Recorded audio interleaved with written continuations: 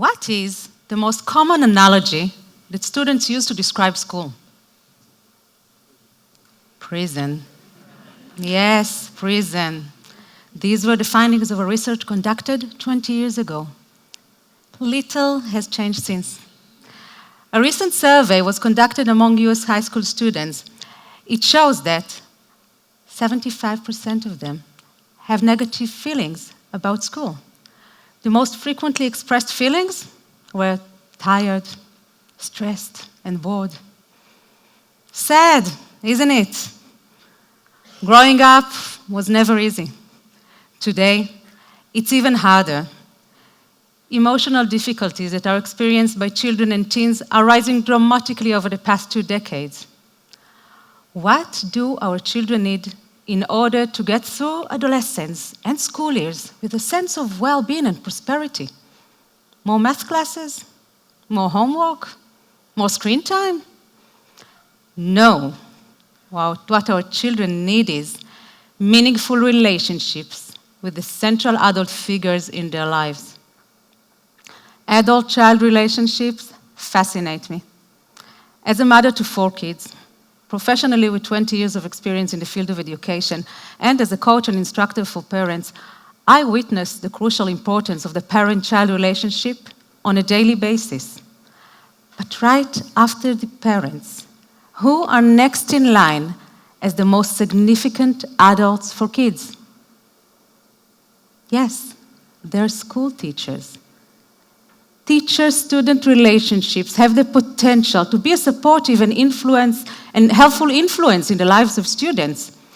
As teachers already have the formal authority, they are in a unique position to offer a healing connection. I learned the healing power of the relationship with the formal authority 7 years ago. I was hospitalized and diagnosed with a rare syndrome called Guillain-Barré that caused my body and face a severe nerve damage. I couldn't properly walk, talk, and I totally lost my smile. The day I moved from neurology to rehabilitation, I was feeling desperate, overwhelmed, and exhausted. The head nurse noticed my distress.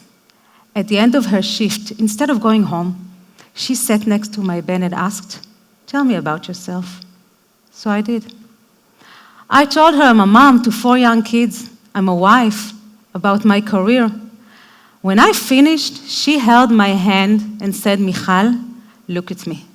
Your recovery is one of the best I've ever seen. You are going to get your life back.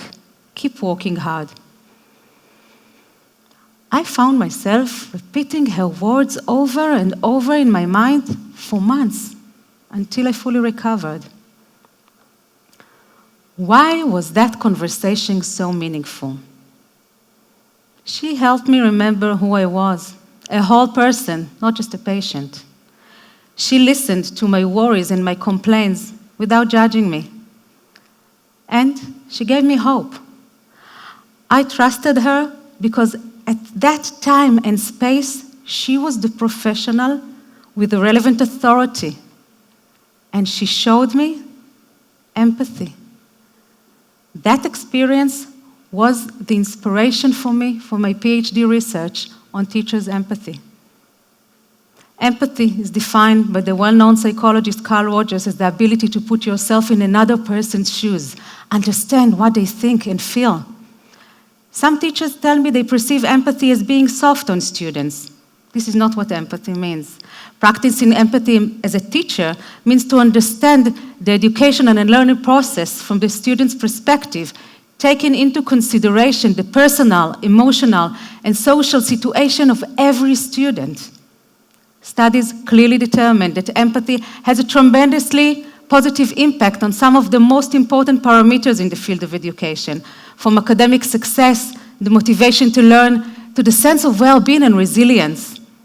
Adolescents need an empathic environment and an empathic adult who is not their parent to feel a sense of belonging in school. Unfortunately, this hardly happens. But why? Is it the teacher's fault? Well, no, In my workshops for teachers, I meet hundreds of them every single week. They tell me they choose education as a calling. They really care and want to be there for the students. So why is it so hard for them to put their good intentions into practice? Well, to begin with, most of the teachers' training is pedagogic. They hardly get tools on how to manage a sensitive conversation, resolve conflicts, give constructive feedback, and they certainly do not learn how to communicate with empathy. Teachers need to learn how to demonstrate empathy and how to combine it with their formal authority, as empathy combined with authority creates a synergy. I named it empathic authority. I would like to share with you 3 principles that I defined for empathic authority, and it may apply to all authority figures. The first principle is a growth mindset. Make a conscious decision to expand your role beyond its formal definition. Do you remember a teacher that made a meaningful impact on you? If so, most chances that this is because they expanded the role beyond their academic tutoring. A teacher who participated in one of my workshops told us that her teacher started every morning by writing on the board, "You are the future of this country." Imagine the impact of this sentence on students who hear it every morning. This is a great example for a teacher who saw his students holistically, as a whole person, beyond grades, discipline, assignments, or exams. Teachers like him see their role as inspiring adults. The second principle is building an empathic relationship, and I would like to suggest 2 basic keys: active listening and being a safe haven. One day, when my daughter Danielle was in 9th grade, she came home from school and announced, "Mom, you know what? History is the coolest subject." "Really?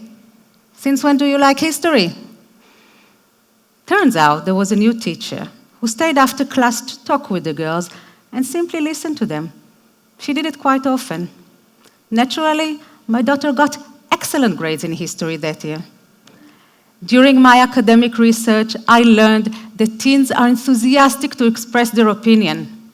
While I expected cynicism when passing out the research questionnaires to junior high students, I discovered the opposite. They said, "I feel so important filling this out," and wanted to stay more and talk. Children want to be heard. They long for adults to really see them, listen to them, and be amazed from what they say and do. The second principle for an empathic relationship is a safe haven. A safe haven is the sense of security to explore the world, experience things, make mistakes, and always have a safe space to return to. This is true at the age of 5, and it is also true at 15, when kids at any age do something wrong or experience distress. They don't need a lecture about their poor performance or advice on what they have to do. What they do need is someone to say, "It's okay. You are okay. I'm here for you." They need a shoulder to lean on to get comfort, approval, and reassurance. They need hope.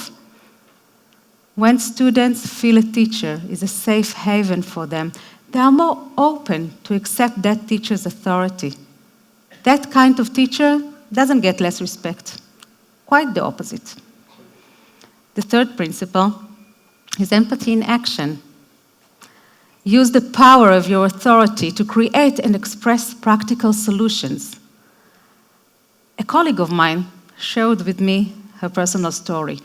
She was just 15 when suddenly her father passed away. She was devastated. All her grades dropped sharply. From an A student, now she was failing. On the registration to high school, she didn't meet the requirements for the classes she wanted to take. She asked to meet the high school principal to explain her situation.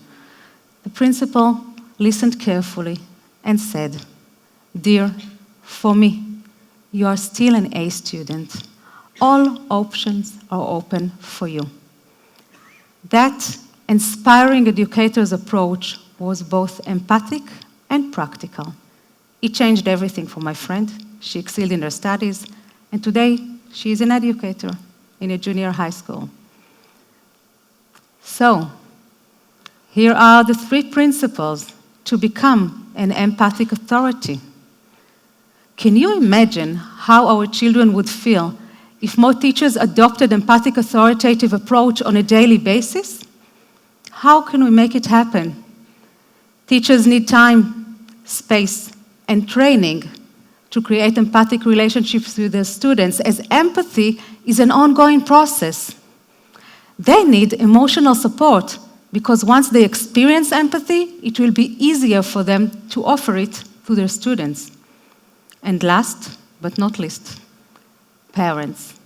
I encourage all parents to ask yourselves, how can I show empathy to my children's teachers? In a constantly changing world, a challenging environment, and an uncertain future, teachers have a critical impact on how well our children are ready for their adult lives, not just academically. Empathic authoritative approach can help our children not only to overcome the challenges they face every day, but also to realize their full potential and flourish in the future. Empathic authority is a master key for our children to prosper. This is our responsibility to make sure we put this key in their hands. Thank you.